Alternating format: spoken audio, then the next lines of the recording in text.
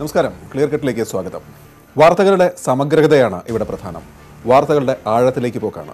എല്ലാ വാർത്തകളും പരിശോധിക്കുക എന്നല്ല. ഈ ദിവസം നമ്മൾ ഏറ്റവും കൂടുതൽ ചർച്ച ചെയ്ത, നമ്മൾ ഓരോരുത്തരെയും ഏറ്റവും കൂടുതൽ ബാധിച്ച വാർത്തകൾ ഏതൊക്കെ, അതിൻ്റെ ആഴങ്ങളിലേക്കുള്ള ഒരു ഇറങ്ങിച്ചെല്ലലാണ് clear cut. T J Sreelal input editor കൂടി നമ്മളോടുകൂടെ ചേരുന്നു. ബഹിരാകാശ സൂപ്പർ ലീഗിൽ ഇന്ത്യയും ബഹിരാകാശത്ത് വെച്ച് ഉപഗ്രഹങ്ങളെ തകർക്കാൻ കഴിയുന്ന മിസൈൽ പരീക്ഷണത്തിൽ ഇന്ത്യ വിജയിച്ചെന്ന് പ്രധാനമന്ത്രി തന്നെയാണ് പ്രഖ്യാപിച്ചത്.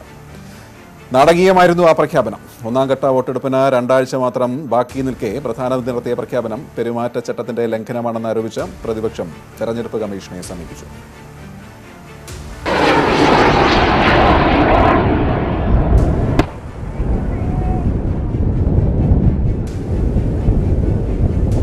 ബഹിരാകാശത്ത് സഞ്ചരിക്കുന്ന ഉപഗ്രഹത്തിന്റെ വേഗം കണക്കാക്കി ഭൂമിയിൽ നിന്ന് മിസൈൽ തൊടുത്തു തകർക്കുന്ന എസാറ്റ് മിസൈൽ പരീക്ഷണത്തിലാണ് ഇന്ത്യ വിജയിച്ചത്. 3 മിനിറ്റ് കൊണ്ട് എസാറ്റ് മിസൈൽ ബഹിരാകാശത്ത് പരീക്ഷണത്തിനായി എത്തിച്ച ഉപഗ്രഹം തകർത്തു. अंतरिक्ष में 300 किलोमीटर दूर एक लाइव सैटेलाइट को मार गिराया है.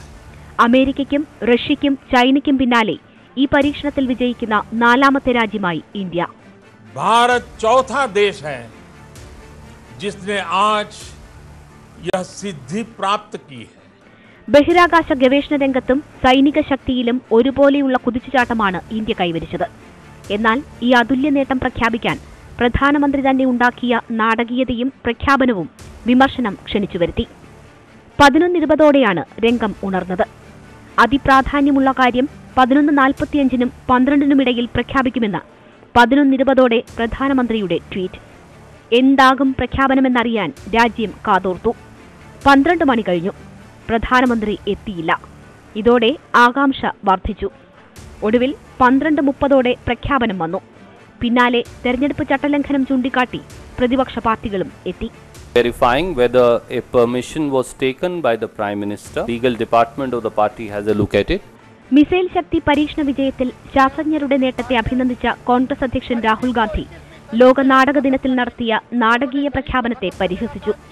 പ്രധാനമന്ത്രിയുടെ രാഷ്ട്രീയ ഇച്ഛാശക്തിയുടെ ഉദാഹരണമായിട്ടാണ് ധനമന്ത്രി അരുൺ ജെയ്റ്റ്ലിയും BJP ദേശീയ അധ്യക്ഷൻ അമിത് ഷായും നടപടിയെ വാഴ്ത്തിയത്. And a deterrent of this kind, there is no better person than a Prime Minister who has to inform the world of this deterrent. ഭൂമി മുതൽ ബഹിരാകാശം വരെ നേട്ടമുണ്ടാക്കാൻ മോദി ഭരണത്തിൽ കഴിഞ്ഞു എന്ന പ്രചാരണം തെരഞ്ഞെടുപ്പിൽ ശക്തമാക്കാനാണ് BJP നീക്കം.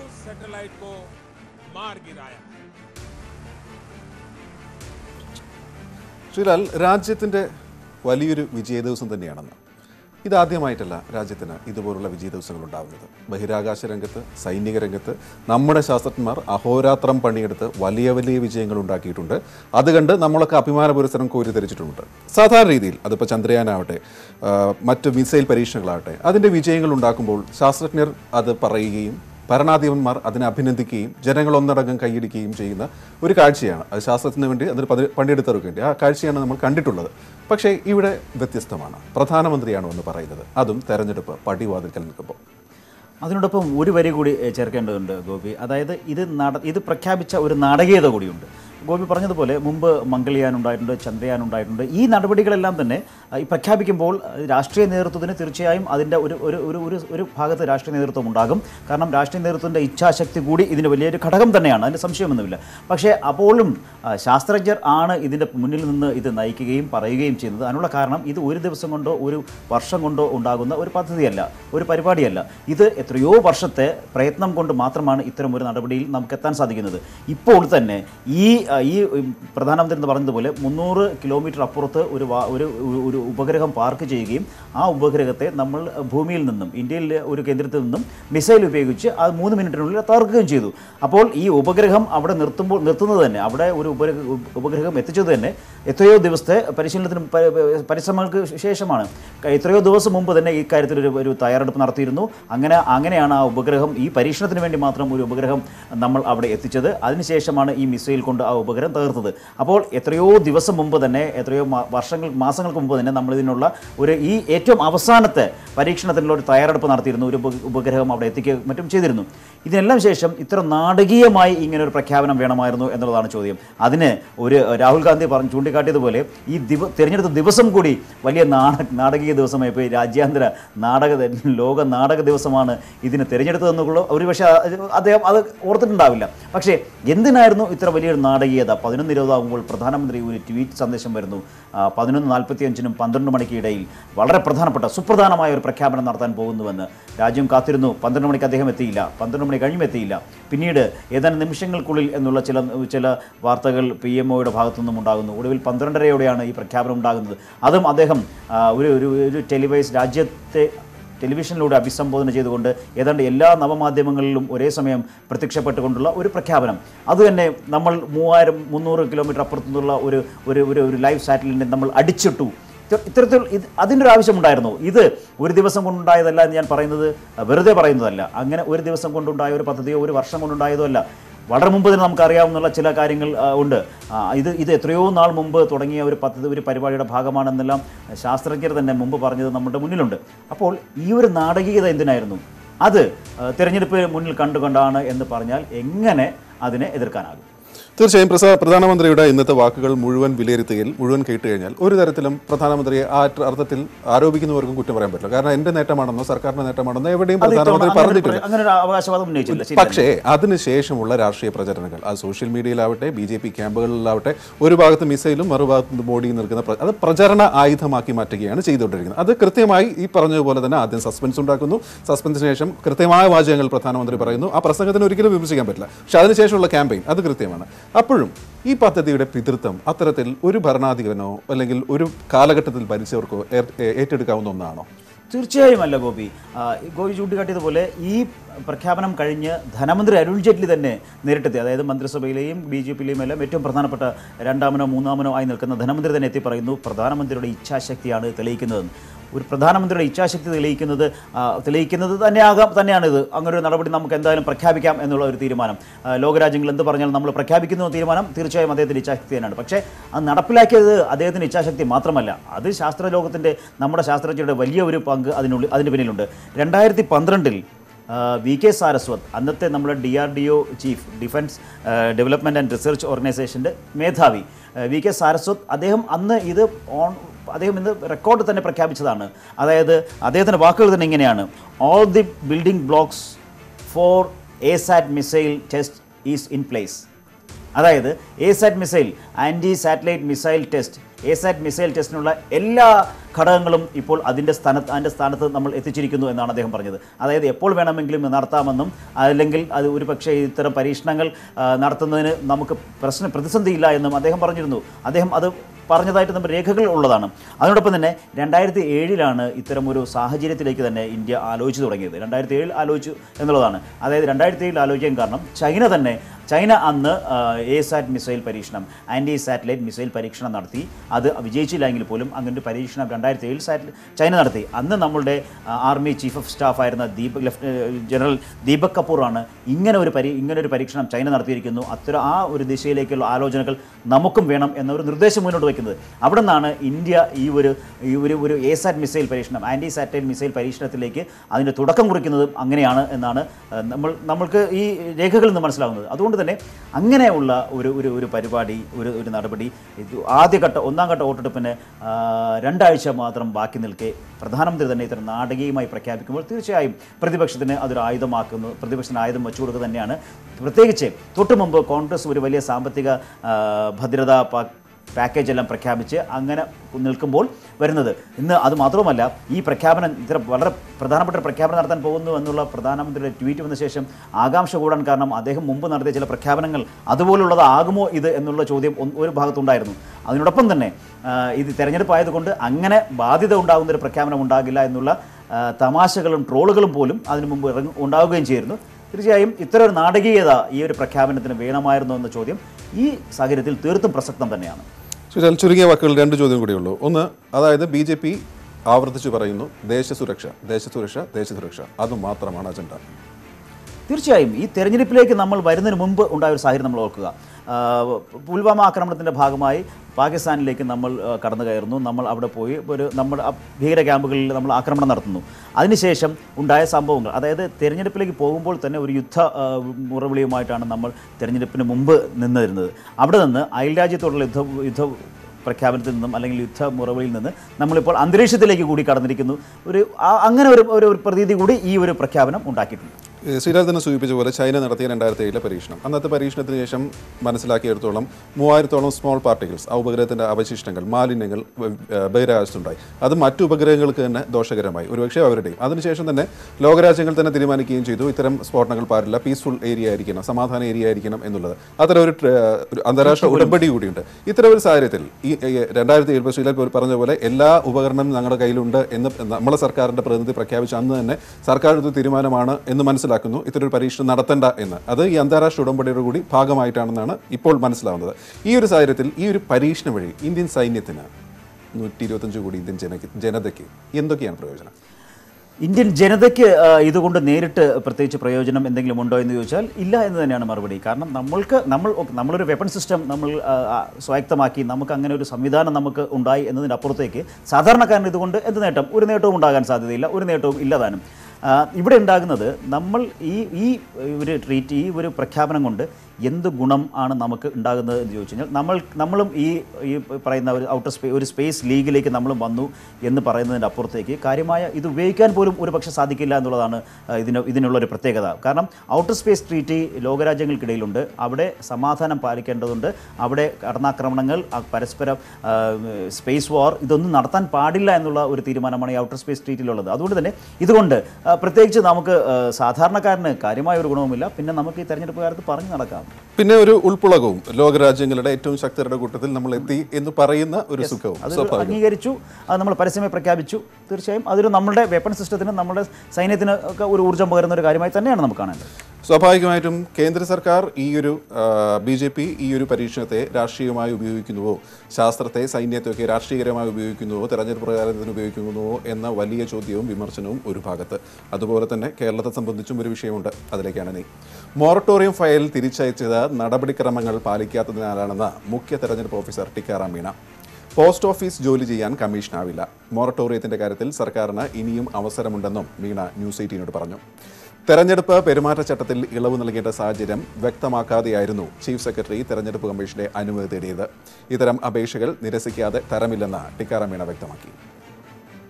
ഏതൊക്കെയാണ് റിക്കമെൻഡേഷൻസ്, വളരെ വ്യക്തമായിട്ട് റിക്കമെൻഡേഷൻ ഇവിടെ അയക്കേണ്ടതാണ്. സിംപ്ലി ഒരു അഡ്മിനിസ്ട്രേറ്റീവ് ഡിപ്പാർട്ട്മെൻറ്റിൻ്റെ ഫയൽ ഇങ്ങോട്ട് അയക്കേണ്ട കാര്യമില്ല. എന്തുകൊണ്ടാണ് ഈ ഫയലിൻ്റെ പ്രാധാന്യം? അതൊക്കെ ഒരു വളരെ വ്യക്തമായിട്ടുള്ള റിക്കമെൻഡേഷൻ കൊണ്ടാണ് ഇങ്ങോട്ട് വരേണ്ടത്. സ്ക്രീനിങ് കമ്മിറ്റി നന്നായിട്ട് കാര്യങ്ങൾ ചെയ്യാത്ത ഒരു അഡ്മിനിസ്ട്രേറ്റീവ് ഡിപ്പാർട്ട്മെൻറ്റിൻ്റെ ഫയൽ ഇങ്ങോട്ട് അയച്ചാൽ കാര്യമില്ല. We are not here to do the administrative departments job. ഫയലൊക്കെ പഠിക്കാൻ ഞങ്ങൾക്ക് സമയമില്ല. സ്റ്റേറ്റ് ഗവൺമെൻറ്റിൻ്റെ ഉദ്യോഗസ്ഥന്മാരുടെ ജോലിയാണ്. We will try to help the state government. ഇവിടെ ഒരു ബ്ലോക്ക് വരില്ല. ഒരു വളരെ പോസിറ്റീവായിട്ടുള്ള സമീപനം തന്നെയായിരിക്കും. ഈ ഫയലിനെ കുറിച്ച് ടിക്കാറാം മീണ പറയുമ്പോഴാണ് അധികാരത്തിലേറിയ സമയത്ത് മുഖ്യമന്ത്രിയും ഫയൽ എന്താണ് എന്നതിനെക്കുറിച്ച് ഉദ്യോഗസ്ഥർ ചില ഓർമ്മപ്പെടുത്തൽ നടത്തിയിരുന്നു. കർഷക ആത്മഹത്യകൾ പെരുകിയപ്പോഴാണ് സർക്കാർ മൊറട്ടോറിയം പ്രഖ്യാപിച്ചത്. തെരഞ്ഞെടുപ്പ് പ്രഖ്യാപനത്തിന് തൊട്ടുമുമ്പായിരുന്നു പ്രഖ്യാപനം. എന്നാൽ സർക്കാർ തീരുമാനം ഉദ്യോഗസ്ഥർ അട്ടിമറിക്കുകയായിരുന്നു. ഇക്കാര്യത്തിൽ ചീഫ് സെക്രട്ടറിയോടക്കം അനിഷ്ടം പ്രകടമാക്കുകയും ചെയ്തു മുഖ്യമന്ത്രി പിണറായി വിജയൻ. ഓരോ ഫയലിലും ഓരോ ജീവിതമുണ്ടെന്ന് അധികാരത്തിലെത്തിയപ്പോൾ പറഞ്ഞയാളാണ് പിണറായി. പക്ഷേ ഉദ്യോഗസ്ഥർക്ക് അങ്ങനെയൊരു ചിന്തയുണ്ടോ എന്നത് സംശയമാണ്. വായ്പകളിന്മേലുള്ള ജപ്തി നടപടികൾക്ക് നേരത്തെ പ്രഖ്യാപിച്ച മൊറട്ടോറിയം ഈ വർഷം ഡിസംബർ 31 വരെ ദീർഘിപ്പിക്കാൻ തീരുമാനിച്ചിരിക്കുക. കർഷകർ എടുത്തിട്ടുള്ള എല്ലാ വായ്പകൾക്കും ബാധകമായിരിക്കും ഈ ഡിസംബർ 31 വരെയുള്ള ഈ മൊറട്ടോറിയം. നമ്മൾ ആദ്യം പറഞ്ഞു തുടങ്ങിയത് ഈ റോക്കറ്റിനെ രാഷ്ട്രീയമായി കേന്ദ്ര സർക്കാർ ഉപയോഗിക്കുന്നു എന്നുള്ളതാണ്. ഇവിടെ വരുമ്പോഴും അത്തരം ഒരു സംശയം കാർഷിക മൊറട്ടോറിയത്തിൻ്റെ കാര്യത്തിൽ സ്വാഭാവികം തോന്നാം. കാരണം ഇച്ഛാശക്തിയുള്ള സർക്കാർ, ഇരട്ടച്ചങ്കൻ എന്നൊക്കെയാണ് അനുയായികൾ അദ്ദേഹത്തെ വിശേഷിപ്പിക്കുന്നത്.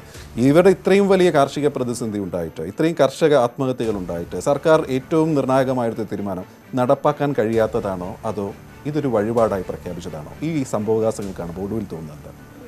ഗോപി, മിസൈലിൽ നിന്നും മോർട്ടോറിയത്തിലേക്ക് തീർച്ചയായും ഈ പ്രഖ്യാപനം തന്നെ ഒരു അനാവശ്യ പ്രഖ്യാപനമായിരുന്നില്ല എന്ന ചോദ്യമാണ് ഉയരുന്നത്. കേന്ദ്ര സർക്കാർ 6000 രൂപ കർഷകർക്ക് ബഡ്ജറ്റിൽ പ്രഖ്യാപനം നടത്തിയപ്പോൾ തെരഞ്ഞെടുപ്പ് തൊട്ട് മുമ്പ് എന്തെങ്കിലും നടത്തണ്ടേ എന്നുള്ള ഒരു ആലോചനയുടെ മാത്രമായിട്ടാണ് ഈ പ്രഖ്യാപനത്തെ കാണാൻ സാധിക്കുകയുള്ളൂ. അതെന്തുകൊണ്ടെന്ന് ഞാൻ പറയുന്നത്, ഒക്ടോബർ 12 വരെ കർഷകർ എടുത്തിട്ടുള്ള എല്ലാ വായ്പകൾക്കും, കർഷകർ എടുത്തിട്ടുള്ള വിദ്യാഭ്യാസ വായ്പയായാലും കർഷകർ കുട്ടികൾക്ക് വേണ്ടി എടുത്തുള്ള വിദ്യാഭ്യാസ വായ്പയായാലും ഏത് വായ്പയായാലും കർഷകർ എടുത്തിട്ടുള്ള എല്ലാ വായ്പകൾക്കും ഒക്ടോബർ 12 വരെ മൊറട്ടോറിയം നേരത്തെ തന്നെ സർക്കാർ പ്രഖ്യാപിച്ചിരുന്നു. ആ മൊറട്ടോറിയം നിലവിലുണ്ട് താനും. അങ്ങനെ ഒക്ടോബർ 12 വരെ ഉള്ള മൊറട്ടോറിയം നിലവിൽ നിൽക്കുമ്പോഴാണ് ഈ 2 മാസം കൂടെ നീട്ടി ഡിസംബർ 31 വരെ മൊറട്ടോറിയം നീട്ടുന്നതായി സർക്കാർ പ്രഖ്യാപിച്ചത്. അപ്പോൾ എന്തിനായിരുന്നു അങ്ങനെ ഒരു പ്രഖ്യാപനം എന്നുള്ള ചോദ്യം വരുന്നു. കാരണം തൊട്ടു പിന്നാലെ ഇലക്ഷൻ വരാൻ സാധ്യതയുണ്ട് എന്ന് സർക്കാരിന് വ്യക്തമായിരുന്നു. മാർച്ച് 5-ാം തീയതിയാണ് സംസ്ഥാന മന്ത്രിസഭ ഇങ്ങനെ ഒരു തീരുമാനമെടുക്കുന്നത്. മാർച്ച് 5-ാം തീയതി ഈ ഒരു തീരുമാനമെടുത്ത ശേഷം മാർച്ച് 10-ാം തീയതിയാണ് തെരഞ്ഞെടുപ്പ് പ്രഖ്യാപിക്കുന്നത്. അപ്പോൾ 5 ദിവസം പിന്നെയും ഉണ്ടായിരുന്നു. മാർച്ച് 5-ാം തീയതി സംസ്ഥാന മന്ത്രിസഭ ഈ തീരുമാനമെടുത്തതിന് പിന്നാലെ കൃഷി മന്ത്രാലയം മാർച്ച് 7-ാം തീയതി ഇത് സംബന്ധിച്ചുള്ള വിജ്ഞാപനം പുറത്തിറക്കുന്നു. ആ കൃഷി മന്ത്രാലയം പുറത്തിറക്കിയാൽ മാത്രം പോരാ, മന്ത്രിസഭാ യോഗ തീരുമാനമായതുകൊണ്ട് ചീഫ് സെക്രട്ടറി തന്നെ ഇത് സംബന്ധിച്ചുള്ള ഉത്തരവ് പുറത്തിറക്കേണ്ടതുണ്ട്. അല്ലാത്ത പക്ഷം ഇത് ബാധ്യതയാകില്ല, ഇത് മാനിക്കാൻ ബാങ്കുകൾക്ക് ബാധ്യതയുണ്ടാകില്ല എന്നുള്ളത് കൊണ്ട് തന്നെ ചീഫ് സെക്രട്ടറി ഇറക്കണം ഉത്തരവ്. ചീഫ് സെക്രട്ടറി ആ ഉത്തരവ് ഇറക്കുന്നില്ല. 10-ാം തീയതി കേരളത്തിലടക്കം രാജ്യത്താകെ പൊതു തെരഞ്ഞെടുപ്പ് പ്രഖ്യാപിക്കുന്നു. പൊതു തെരഞ്ഞെടുപ്പ് പ്രഖ്യാപിച്ചതോടെ സംഭവങ്ങൾക്ക് മാറുന്നു, പെരുമാറ്റച്ചട്ടം നിലവിൽ വരുന്നു. പിന്നീട് ചീഫ് സെക്രട്ടറിക്ക് ഈ ഉത്തരവ് പുറത്തിറക്കാൻ കഴിയില്ല എന്നൊരു സ്ഥിതി വരുന്നു. അതിനുശേഷം മാർച്ച് 20-ന് ചേർന്ന മന്ത്രിസഭാ യോഗത്തിൽ ഇത് സംബന്ധിച്ച് ചീഫ് സെക്രട്ടറിക്കെതിരെ അതിരൂക്ഷമായ വിമർശനമുണ്ടാകുന്നു. മുഖ്യമന്ത്രി വിമർശിക്കുന്നു, മന്ത്രിമാരടക്കം എല്ലാവരും ചേർന്ന് ചീഫ് സെക്രട്ടറി വിമർശിക്കുന്നു. അങ്ങനെയാണ് ഈ മാർച്ച് 22-ന് ചീഫ് സെക്രട്ടറി ഒരു സ്ക്രീനിംഗ് കമ്മിറ്റി ഇരുന്ന ശേഷം ഈ ഒരു ഫയലെടുത്ത് നേരെ അയച്ചു കൊടുക്കുന്നു. ആ ഫയലിൻ്റെ ഗുണങ്ങളാണ് ഇപ്പോൾ ടിക്കാറാം മീണ പറഞ്ഞ് നമ്മൾ കേട്ടത്. ഒരു ഹോംവർക്കുമില്ല. എന്തിനാണ് ഇങ്ങനെ ഒരു നടപടി ഇപ്പോൾ വേണ്ടത്? എന്തുകൊണ്ടാണ് ഇതിന് അനുമതി നൽകേണ്ടത്? ആരാണ് ഇതിൻ്റെ ഗുണഭോക്താവ്?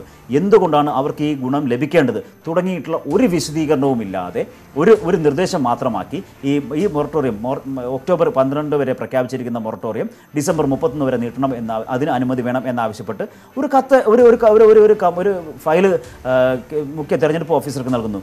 മുഖ്യ തെരഞ്ഞെടുപ്പ് ഓഫീസർ എന്തിന് അനുമതി നൽകണം? ചീഫ് സെക്രട്ടറിയെ മന്ത്രിസഭാ യോഗത്തിൽ മുഖ്യമന്ത്രി അടക്കം അതിരൂക്ഷമായി വിമർശിച്ച ശേഷമാണ് ചീഫ് സെക്രട്ടറി ഈ നടപടി സ്വീകരിക്കുന്നത് എന്നുകൂടി അതാണ് ഇതിൻ്റെ ഏറ്റവും വലിയ പ്രത്യേകത. അപ്പോൾ ഒന്നുകിൽ സംസ്ഥാന സർക്കാർ ഈ മുഖ്യമന്ത്രി അടക്കമുള്ളവർ പറഞ്ഞ കാര്യങ്ങളിൽ അത്രമാത്രമേ ചീഫ് സെക്രട്ടറി വില കൽപ്പിക്കുന്നുള്ളൂ എന്നാണോ? അതോ ഇത് മതിയെന്ന് ചീഫ് സെക്രട്ടറി തീരുമാനിച്ചതാണോ? അതോ രാഷ്ട്രീയ നേതൃത്വം തന്നെ അങ്ങനെയൊക്കെ മതിയും തീരുമാനിച്ചു? ഇങ്ങനെ നിരവധി ചോദ്യങ്ങളാണ് ഇതിൻ്റെ ഭാഗമായിട്ടുണ്ടാകുന്നത്. അവിടെ നിന്നാണ് ഈ പ്രതിസന്ധി ഉണ്ടാകുന്നത്. ടിക്കാറാം മീണ ഇപ്പോഴും പറയുന്നുണ്ട്, നിങ്ങൾ അതിൻ്റെ രേഖകൾ വച്ചുകൊണ്ട് അതിൻ്റേതായ പ്രോപ്പർ ഫോറത്തിൽ അതിൻ്റേതായ ശരിയായ രീതിയിൽ ഒരു കത്ത് തന്നു കഴിഞ്ഞാൽ ഇത് പരിഗണിക്കുമെന്ന് തന്നെയാണ് അദ്ദേഹം പറയുന്നത്. അദ്ദേഹം വില്ലനായി നിൽക്കുന്നില്ല. ഇവിടെ നമ്മൾ ചെയ്യേണ്ട കാര്യം നമ്മൾ ചെയ്തില്ല, അത് അദ്ദേഹം ചൂണ്ടിക്കാണിക്കുകയാണ് ചെയ്തിരിക്കുന്നത്. അവിടെ അതാണ്. അപ്പോൾ ചോദ്യം ഉയരുന്നത് ഇത് തന്നെയാണ്, ഇത് ഉദ്യോഗസ്ഥരുടെ മാത്രം കുഴപ്പം കൊണ്ടാണോ? തീർച്ചയായും ഉദ്യോഗസ്ഥർ മാത്രം കുഴപ്പമായി ഇതിനെ കാണാൻ സാധിക്കില്ല എന്ന് തന്നെയാണ് ആ ചോദ്യത്തിനുള്ള മറുപടി. തീർച്ചയായും ഇനിയുണ്ട് വിഷയങ്ങൾ, ഈ ദിവസത്തെ പ്രധാന ചർച്ചാ വിഷയമായവ. അതിലേക്ക് വരാം. വയനാട് മത്സരിക്കാതിരിക്കാൻ രാഹുൽ ഗാന്ധിക്ക് മേൽ സമ്മർദ്ദം ശക്തം. ഇടതുപക്ഷത്തിനെതിരെ മത്സരിക്കുന്നത് രാഷ്ട്രീയ ശരികേടാണെന്ന് ശരത് പവാറും ശരത് യാദവും കോൺഗ്രസ് ഹൈക്കമാൻഡിനെ അറിയിച്ചു. ഇതോടെ കേരളമോ കർണാടകമോ എന്ന ആശയക്കുഴപ്പത്തിലായതോടെ തീരുമാനം നീളുകയാണ്. ഉണ്ണിയുടെ റിപ്പോർട്ടിലേക്ക്. രാഹുൽ ഗാന്ധിയുടെ 2ാം മണ്ഡലത്തിൽ 5ാം ദിവസവും അനിശ്ചിതത്വം അവസാനിക്കുന്നില്ല. രാഹുലിന് മേൽ ഏറ്റവും ഒടുവിൽ വലിയ ആശയക്കുഴപ്പം ഉണ്ടായിരിക്കുന്നുവെന്നാണ് ലഭിക്കുന്ന വിവരം. തീരുമാനമെടുക്കാൻ കഴിയാത്തതിന് പ്രധാന കാരണമായിരിക്കുന്നത് വലിയ സമ്മർദ്ദം തന്നെയാണ്. UPA ഘടകകക്ഷികളുടെ ഭാഗത്തു നിന്ന് തന്നെ സമ്മർദ്ദമുണ്ടാകുന്നു. ഇടതുപക്ഷം തുടക്കം മുതൽ ആവർത്തിക്കുന്ന നിലപാട് ചൂണ്ടിക്കാട്ടിക്കൊണ്ടാണ് UPA ഘടകകക്ഷിയായ NCPയും ലോക് താന്ത്രിക് ജനതാദളും രാഹുൽ ഗാന്ധിയും ഹൈക്കമാൻഡിനെയും ആശങ്ക അറിയിച്ചിരിക്കുന്നത്. ശരത് പവാറും ശരത് യാദവും കോൺഗ്രസ് ഹൈക്കമാൻഡിനെ അറിയിച്ചിരിക്കുന്നത് ഇടതുപക്ഷത്തിനെതിരെ കേരളത്തിൽ രാഹുൽ ഗാന്ധി ഒരു രാഷ്ട്രീയ പോരാട്ടം നടത്തുന്നത് ദേശീയ തലത്തിലെ കോൺഗ്രസ് നിലപാടിന് വിരുദ്ധമാകുമെന്നുള്ളതാണ്. അത് രാഷ്ട്രീയമായി ശരികേടാണ്. അതുകൊണ്ട് BJPക്കെതിരെ കർണാടകയിൽ മത്സരിക്കുന്നതായിരിക്കും ഉചിതമെന്ന അഭിപ്രായമാണ് അവർ അറിയിച്ചിരിക്കുന്നത്. ഇടതുപക്ഷത്തിന്റെ അഭിപ്രായം രാഹുൽ ഗാന്ധിയെ ഈ നേതാക്കൾ അറിയിച്ചിരിക്കുന്നു എന്ന് തന്നെ വേണം മനസ്സിലാക്കാൻ. അങ്ങനെയാണെങ്കിൽ രാഹുൽ ഗാന്ധി വയനാട് മത്സരിക്കേണ്ടതില്ല എന്നൊരു തീരുമാനത്തിലേക്ക് എത്തുമോ എന്നാണ് ഇനി വ്യക്തമാകേണ്ടത്. അങ്ങനെയാണെങ്കിൽ കർണാടകയാണ് രാഹുലിന് മുന്നിലുള്ള മറ്റൊരു സാധ്യത. കർണാടകയിലെ 2 മണ്ഡലങ്ങളിൽ നിലവിൽ പ്രഖ്യാപിച്ച പ്രഖ്യാപിച്ചിരിക്കുന്ന സ്ഥാനാർത്ഥികളെ പിൻവലിച്ചുകൊണ്ട് രാഹുലിന് വേണ്ടി വേണമെങ്കിൽ മത്സരിക്കാൻ കളമൊരുക്കാമെന്ന് അവിടെ നിന്നുള്ള മുതിർന്ന നേതാവ് മല്ലികാർജ്ജുൻ ഖാർഗെയും PCCയും ഒക്കെ തന്നെ അറിയിച്ചിട്ടുണ്ട്. രാഹുൽ ഗാന്ധി ഇത് മാനിച്ചുകൊണ്ട് ഘടകകക്ഷികളുടെ അടക്കം അഭിപ്രായം പരിഗണിച്ചുകൊണ്ട് ഏറ്റവും ഒടുവിൽ കർണാടകയിൽ രണ്ടാം മണ്ഡലം തിരഞ്ഞെടുക്കുമോ എന്ന് തന്നെയാണ് ഇനി അറിയാനായുള്ളത്. ഏതായാലും രാഹുലിന് മുന്നിൽ വലിയ ആശയക്കുഴപ്പം തന്നെയാണ് ഇക്കാര്യത്തിലുള്ളത്. അതുകൊണ്ടാണ് ഒരു തീരുമാനമെടുക്കാൻ കഴിയാത്തത്. നാളെ ഇപ്പോൾ കോൺഗ്രസിന്റെ തിരഞ്ഞെടുപ്പ് സമിതി യോഗം ചേരുന്നുണ്ട്. അതിന് മുന്നോടിയായി രാഹുൽ ഗാന്ധി തീരുമാനം അറിയിക്കുമോ? അങ്ങനെ അറിയിക്കുകയാണെങ്കിൽ രാഹുലിന്റെ സ്ഥാനാർത്ഥിത്വം അത് കർണാടകയിൽ നിന്നാണെങ്കിൽ അല്ലെങ്കിൽ കേരളത്തിൽ നിന്നാണെങ്കിൽ അത് പ്രഖ്യാപിച്ചുകൊണ്ട്, ഒപ്പം വടകരയിൽ കെ മുരളീധരന്റെ സ്ഥാനാർത്ഥിത്വവും പ്രഖ്യാപിച്ചുകൊണ്ട് കോൺഗ്രസിന്റെ ഔദ്യോഗികമായ അറിയിപ്പും പ്രഖ്യാപനവും ഉണ്ടാകാനാണ് സാധ്യതയുള്ളത്. അതേസമയം പാർട്ടി പറഞ്ഞാൽ മത്സരിക്കാൻ തയ്യാറാണെന്ന് പ്രിയങ്ക ഗാന്ധി പറഞ്ഞിരിക്കുന്നു. രാജ്യത്തെ രക്ഷിക്കാനുള്ള അവസരമാണ് ഇത്തവണത്തെ തെരഞ്ഞെടുപ്പ്. രാഹുൽ ഗാന്ധിയുടെ മണ്ഡലമായ അമേഠിയിൽ കോൺഗ്രസ് പ്രവർത്തകരോട് സംസാരിക്കുകയായിരുന്നു അവർ. ശ്രീലാൽ, രാഹുലിലേക്ക് വന്നു കഴിഞ്ഞാൽ ഇന്നും വന്നില്ല, 6 ദിവസമായി. നാളെ നോമിനേഷൻ കൊടുക്കാൻ തുടങ്ങുകയാണ്. എന്തേ വരാത്തത്? ഗോപി, ഇന്നും വന്നില്ല എന്ന് മാത്രമല്ല, നാളെ വരുമോ എന്നൊരു ചോദ്യം കൂടി വേണമെങ്കിൽ ഇതിനോട് ചേർക്കാം. തീർച്ചയായും രാഹുൽ എന്തുകൊണ്ട് കേരളത്തിൽ മത്സരിക്കണം, വയനാട്ടിൽ മത്സരിക്കണം എന്നുള്ളതായിരുന്നു KPCC നേതൃത്വം ഇതുവരെ പറഞ്ഞിരുന്നെങ്കിൽ ഇപ്പോൾ ആ പ്രസ്താവനയിൽ നിന്ന് രാഹുൽ എന്തുകൊണ്ട് കേരളത്തിൽ മത്സരിച്ചുകൂടാ എന്ന തലത്തിലേക്ക് ചർച്ചകൾ എത്തിയിരിക്കുന്നു എന്നതാണ് നമ്മൾക്ക് ഇപ്പോൾ ഇന്ന് മനസ്സിലാകുന്നത്. പ്രത്യേകിച്ച് ശരത് പവാറും ശരത് യാദവും 2 പ്രധാനപ്പെട്ട ഘടകകക്ഷികളാണ് കോൺഗ്രസിൻ്റെ UPIയുടെ. ആ 2 ഘടകകക്ഷികളുമാണ് ഇപ്പോൾ ഇത്തരം ഒരു നിർദ്ദേശം മുന്നോട്ട് വച്ചിരിക്കുന്നത്. അവർ നമ്മൾ ആദ്യ ദിവസം തൊട്ട് പറഞ്ഞ കാര്യങ്ങളാണ് ഇപ്പോൾ ഇവരും ആവർത്തിക്കുന്നത്. അതായത് കേരളത്തിൽ വന്ന് രാഹുൽ ഗാന്ധി മത്സരിക്കുന്നത് കൊണ്ട് എന്താണ് രാജ്യവ്യാപകമായി നൽകാൻ പോകുന്ന സന്ദേശം എന്നുള്ളത് തീർച്ചയായും വളരെ പ്രസക്തമായ ചോദ്യം തന്നെയാണ്. നമ്മൾ ആദ്യ ദിവസം തന്നെ ഉന്നയിച്ച ചോദ്യമാണിത്. അതിനെതിരെ കോൺഗ്രസ് നേതാക്കളും മറ്റും വലിയ വിമർശനം ഉന്നയിക്കുകയും ചെയ്തു. എന്തുകൊണ്ട് മത്സരിച്ചുകൂടാ എന്നാണ് ചോദിക്കുന്നത് എന്ന രീതിയിലായിരുന്നു കോൺഗ്രസ് നേതാക്കളുടെ മറുപടി. പക്ഷേ ഇപ്പോൾ കാര്യങ്ങൾ ഘടകകക്ഷികൾ പോലും ചൂണ്ടിക്കാണിക്കുന്നു. നമ്മൾ അന്ന് ചോദിച്ച ചോദ്യം, കേരളത്തിൽ വന്ന് മത്സരിക്കുന്നത് കൊണ്ട് എന്താണ് രാഹുൽ ഗാന്ധി നൽകുന്ന സന്ദേശം? ആരാണ് മുഖ്യ ശത്രു കോൺഗ്രസിൻ്റെ? കേരളത്തിൽ ഒരുപക്ഷെ CPM തന്നെ ആയിരിക്കും. പക്ഷേ കേരളത്തിന് പുറത്ത് നിന്ന് നോക്കുമ്പോൾ ആരാണ് കോൺഗ്രസിന്റെ മുഖ്യ ശത്രു എന്ന് ചോദ്യം വരുന്നു. അവിടെ ഇടതു പാർട്ടികളാണോ അതോ BJP ആണോ എന്ന് ചോദ്യം വരുന്നു. അതിനോടൊപ്പം തന്നെ ഇത് മറ്റൊരു ഒരു പ്രതിസന്ധി കൂടി ഉണ്ടാക്കുന്നത്, കേരളത്തിൽ വന്ന് മത്സരിക്കുമ്പോൾ രാഹുൽ ഗാന്ധിയുടെ മണ്ഡലത്തിൽ ഉണ്ടാകുന്ന വലിയ പ്രതിസന്ധി മറ്റൊരു കാര്യം, അദ്ദേഹം അവിടെ നിന്ന് ഒളിച്ചോടി ഏറ്റവും സുരക്ഷിതമായ ഒരു മണ്ഡലം തേടി വരുന്നു എന്നുള്ളത് സ്മൃതി ഇറാനി അവിടെ വലിയ പ്രചാരണായുധമാക്കിയിരിക്കുന്നു. ഇത് ഒന്നുമല്ല രാഹുൽ ഗാന്ധി തീരുമാനമെടുക്കാൻ വൈകുന്നതിന് കാരണം. അദ്ദേഹത്തിന് ദേശീയ തലത്തിൽ മറ്റ് നിരവധി പരിപാടികളും പദ്ധതികളും ഉണ്ട്, നിരവധി ആലോചനകളുണ്ട്, നിരവധി ജോലികൾ ചെയ്തു തീർക്കാനുണ്ട്. രാജ്യവ്യാപകമായി കോൺഗ്രസിൻ്റെ മുഴുവൻ സ്ഥാനാർത്ഥികളെ തീരുമാനിക്കേണ്ടതുണ്ട്. അതിനോടൊപ്പം തന്നെ കോൺഗ്രസിൻ്റെ പ്രചാരണത്തിന് രാജ്യവ്യാപകമായി ഓടി നടക്കേണ്ടതുണ്ട്. അതുകൊണ്ട് തന്നെ ഇക്കാര്യത്തിൽ രാഹുൽ ഗാന്ധിക്ക് ഇരുന്ന് തീരുമാനമെടുക്കാൻ ഉള്ള സാവകാശം വേണം. ആ സാവകാശം കൂടിയാണ് ഇപ്പോൾ ഈ പറയുന്ന ദിവസങ്ങൾ, 6 ദിവസം. രാഹുൽ ഗാന്ധി ആവശ്യപ്പെട്ടിട്ടല്ല കേരള നേതാക്കൾ ഈ കാര്യങ്ങളിൽ പ്രഖ്യാപിച്ചത്, അദ്ദേഹം ഇവിടെ മത്സരിക്കാൻ വന്നേക്കുമെന്ന് പ്രഖ്യാപിച്ചതെന്നാണ് കോൺഗ്രസ് കേന്ദ്ര നേതാക്കൾ ചൂണ്ടിക്കാണിക്കുന്നത്. എന്തായാലും ഒരു കാര്യം വ്യക്തമാണ്, ആർക്കും ഇത് സംബന്ധിച്ച് ഒരു വ്യക്തതയുമില്ല എന്നുള്ളതാണ്. രാഹുൽ ഗാന്ധി ഒട്ട് മനസ്സ് തുറക്കുന്നുമില്ല. AK ആന്റണിക്ക് ഇത് സംബന്ധിച്ചുള്ള വ്യക്തതയില്ല. കേരളത്തിന് ചുമതലയുള്ള ജനറൽ സെക്രട്ടറി മുകുൾ വാസനിക്കിന് ഇത് സംബന്ധിച്ച് എന്താകും തീരുമാനം എന്ന് അറിയില്ല. സംഘടനയുടെ ചുമതലയുള്ള ജനറൽ സെക്രട്ടറി KC വേണുഗോപാലിന് എന്താകും അന്തിമമായി ഉണ്ടാകാൻ പോകുന്നതെന്ന് വ്യക്തമല്ല. KPCC പ്രസിഡന്റിനോ പ്രതിപക്ഷ നേതാവിനോ ജനറൽ സെക്രട്ടറിയായി ഇപ്പോൾ എത്തിയ ഉമ്മൻചാണ്ടിക്കോ ആർക്കും തന്നെ എന്താണ് സംഭവിക്കാൻ പോകുന്നതെന്ന് സംബന്ധിച്ച് വ്യക്തതയില്ല. എല്ലാവരും ഇപ്പോൾ നാളേക്ക് തള്ളി നീക്കി മിണ്ടാണ്ടിരിക്കുകയാണ് ചെയ്യുന്നത്. അതേസമയം ഇന്നുണ്ടായ പ്രധാനപ്പെട്ട മറ്റൊരു കാര്യത്തിലേക്ക് വന്നു കഴിഞ്ഞാൽ SNDP യോഗം വൈസ് പ്രസിഡന്റ് സ്ഥാനം രാജിവെക്കാതെ തന്നെ തുഷാർ വെള്ളാപ്പള്ളി തൃശ്ശൂരിൽ NDA സ്ഥാനാർത്ഥിയാകുമെന്ന് ഉറപ്പായി. അച്ഛൻ വെള്ളാപ്പള്ളി നടേശന്റെ അനുഗ്രഹത്തോടെയാണ് മത്സരിക്കുന്നതെന്നും അദ്ദേഹം പറഞ്ഞു. ദിവസങ്ങൾ നീണ്ട അനിശ്ചിതത്വത്തിനൊടുവിലാണ് തുഷാർ വെള്ളാപ്പള്ളി സ്ഥാനാർത്ഥിത്വം പ്രഖ്യാപിച്ചത്. തൃശ്ശൂർ നിയമസഭ പാർലമെന്റ് സീറ്റിലേക്ക് ഞാനാണ് സ്ഥാനാർത്ഥിയായി. അവിടുത്തെ പ്രവർത്തനങ്ങൾ മറ്റന്നാൾ മുതൽ വളരെ സജീവമായി ആരംഭിക്കാൻ വേണ്ടി പോവുകയാണ്. SNDP യോഗം വൈസ് പ്രസിഡന്റ് സ്ഥാനം രാജിവെക്കാതെയാണ് സ്ഥാനാർത്ഥി പ്രഖ്യാപനം. രാജിവെക്കണോ വേണ്ട എന്നുള്ളത് ജനറൽ സെക്രട്ടറി അല്ലേ അഭിപ്രായം പറഞ്ഞത്. ജനറൽ സെക്രട്ടറി ചോദിക്കുക, ഞാൻ രാജിവെക്കും എന്ന് ഒരു സ്ഥലത്തും പറഞ്ഞിട്ടില്ല. നിങ്ങൾ ജനറൽ സെക്രട്ടറി ചോദിക്കും. മത്സരിക്കുന്നുവെങ്കിൽ തുഷാർ SNDP ഭാരവാഹിത്വം രാജിവെക്കണമെന്ന് നേരത്തെ വെള്ളാപ്പള്ളി നടേശൻ ആവശ്യപ്പെട്ടിരുന്നു. എൻ്റെ ഒരു അഭിപ്രായം ഞാൻ പറയാം. ആ അഭിപ്രായം ഇപ്പോഴും പറയും, നാളെയും പറയും, മറ്റന്നാളും പറയും. ഇപ്പം ഞാൻ രാജിവെച്ചെന്ന് വിചാരിക്കുക. രാജിവെച്ച് കഴിഞ്ഞാൽ എനിക്ക് അടുത്ത വാർഷിക പൊതുയോഗം വരുമ്പോൾ മത്സരിച്ചു വരണം. അച്ഛന്റെ അനുഗ്രഹത്തോടെയാണ് സ്ഥാനാർത്ഥിത്വം. തീർച്ചയായും എൻ്റെ അച്ഛൻ എന്നുള്ള നിലയ്ക്ക് അനുഗ്രഹത്തോട് തന്നെയായിരിക്കും ഈ സ്ഥാനാർത്ഥി ഞാൻ ഏറ്റെടുക്കുന്നതും അതിനു വേണ്ടി പോകുന്നതും. യാതൊരു സംശയമില്ല കാര്യത്തിൽ. തോക്കാൻ വേണ്ടിയിട്ട് അങ്ങോട്ട് പോകേണ്ട ആവശ്യമില്ലല്ലോ. അവിടെ ജയിക്കാനുള്ള എല്ലാ സാഹചര്യവും ഉണ്ട്. അവിടെ ജയിച്ചിട്ട് ഞങ്ങൾ വരികയുള്ളൂ. രാഹുൽ ഗാന്ധി വയനാട്ടിൽ മത്സരിക്കുന്ന സാഹചര്യമുണ്ടായാൽ സീറ്റിന്റെ കാര്യത്തിൽ BJPയുമായി ചർച്ച നടത്തുന്നതിന് തടസ്സമില്ലെന്നും തുഷാർ പറഞ്ഞു. ചിലപ്പോൾ സ്ഥാനാർത്ഥി അങ്ങോട്ടോ ഇങ്ങോട്ടോ മാറാം. വെള്ളാപ്പള്ളി നടേശനും തുഷാർ വെള്ളാപ്പള്ളിയും പങ്കെടുത്ത SNDP general council director board യോഗങ്ങൾ രാവിലെ ചേർന്നിരുന്നു. ശരി, വളരെ ചുരുങ്ങിയ വാക്കുകളിൽ SNDP സ്ഥാനം രാജിവെക്കണമെന്ന് അച്ഛൻ പറയുന്നു, രാജിവെക്കില്ല എന്ന് മോൻ പറയുന്നു. രണ്ട് വെള്ളത്തിലും കാലുവെച്ചുള്ള ഭയങ്കര രസമുള്ള ഈ രാഷ്ട്രീയ സ്ട്രാറ്റജി എങ്ങനെ കാണുന്നു? ഗോപി, ചുരുക്കി പറഞ്ഞു കഴിഞ്ഞാൽ അച്ഛൻ്റെ മകനും മകൻ്റെ അച്ഛനും, അതിനപ്പുറത്തേക്ക് ഒന്നുമില്ല ഇതിൽ. ഇത് വെറുതെ ഒരു പുകമറ സൃഷ്ടിക്കുന്നത് മാത്രമാണ്. രാജിവെച്ചാൽ മാത്രമേ മത്സരിക്കാൻ സാധിക്കുകയുള്ളൂ എന്ന് വലിയ പ്രഖ്യാപനം വെള്ളാപ്പള്ളി നടത്തുന്നു. പിന്നാലെ മത്സരിക്കുന്ന കാര്യത്തിൽ തന്നെ വലിയ അനിശ്ചിതത്വത്തിൻ്റെ ഒരു നാടകം ഉണ്ടാക്കുന്നു തുഷാർ. ഒടുവിൽ പ്രഖ്യാപിക്കുന്നു മത്സരിക്കുമെന്ന്. അതിനിടയിൽ അച്ഛൻ പറയുന്നു മത്സരിക്കണമെങ്കിൽ രാജിവെക്കണം എന്ന് ഉറച്ചു നിൽക്കുന്നു. പിന്നീട് കുറച്ച് കഴിഞ്ഞപ്പോൾ അച്ഛൻ ഒന്ന് അയയുന്നു.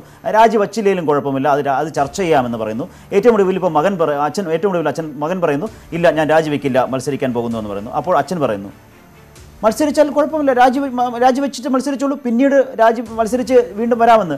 തുഷാർ വെള്ളാപ്പള്ളി SNDP ഒരു പദവിയിലേക്ക് മത്സരിച്ചാൽ പരാജയപ്പെടുമെന്ന് ആരെങ്കിലും കരുതുന്നുണ്ടോ? എന്തായാലും ഞാൻ കരുതുന്നില്ല അങ്ങനെ. അതുകൊണ്ട് തന്നെ വെറും പുകമറ സൃഷ്ടിക്കൽ മാത്രമാണ് ഈ പ്രഖ്യാപനവും ഈ നടപടികളും. അപ്പോൾ ഇന്നത്തെ ക്ലിയർ കട്ട് ഇവിടെ പൂർണ്ണമാകുന്നു. നാളത്തെ സജീവമായ വിഷയങ്ങൾ, അവയെക്കുറിച്ചുള്ള സമഗ്രമായ ആഴത്തിലുള്ള വിലയിരുത്തലുകൾ ഇപ്പോൾ നാളെ കാണാം.